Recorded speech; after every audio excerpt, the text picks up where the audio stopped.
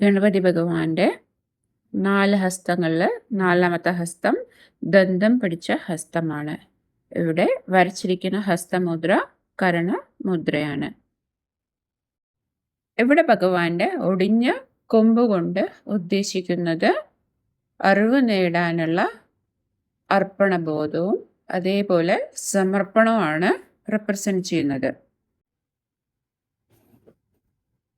അപ്പം നമ്മൾ ഭഗവാന്റെ 4 ഹസ്തത്തിൽ ഉപയോഗിച്ചിരിക്കുന്ന ഓരോ വസ്തുക്കളും അതേപോലെ ആയുധങ്ങളും അതെന്തൊക്കെയാണ് റെപ്രസെന്റ് ചെയ്യുന്നത് നമ്മളിപ്പോൾ ഇവിടെ നോക്കി. ട്രഡീഷണൽ കേരള മ്യൂറൽ പെയിൻറ്റിങ്ങിൽ നമ്മൾ വരയ്ക്കുന്ന ചിത്രങ്ങൾ എപ്പോഴും ധ്യാന ശ്ലോകത്തിൻ്റെ അടിസ്ഥാനത്തിലായിരിക്കും. അപ്പോൾ ആ വരയ്ക്കണ ഓരോ ദേവൻ്റെയും അതുപോലെ ദേവിയുടെയും ഒക്കെ ചിത്രം, അതിൽ അവർ ഇട്ടിരിക്കുന്ന ഡ്രസ്സിൻ്റെ കളറ്, അതേപോലെ അവർ കയ്യിലിരിക്കുന്ന ആയുധങ്ങൾ, അതേപോലെ അവരുടെ ബോഡിയുടെ കളറ്, ഇതെല്ലാം വന്നിട്ട് ബാക്ക്ഗ്രൗണ്ട് ഇതെല്ലാം ധ്യാന ശ്ലോകത്തിലുണ്ടാവും. അപ്പോൾ നമ്മൾ അതിനനുസരിച്ചിട്ടായിരിക്കും ഓരോ ചിത്രങ്ങളും വരയ്ക്കുക. ഇതാണ് 4 ഹസ്തങ്ങളും ആ 4 ഹസ്തത്തിൽ പിടിച്ചിരിക്കുന്ന ഓരോ വസ്തുക്കളുടെയും ചിത്രം.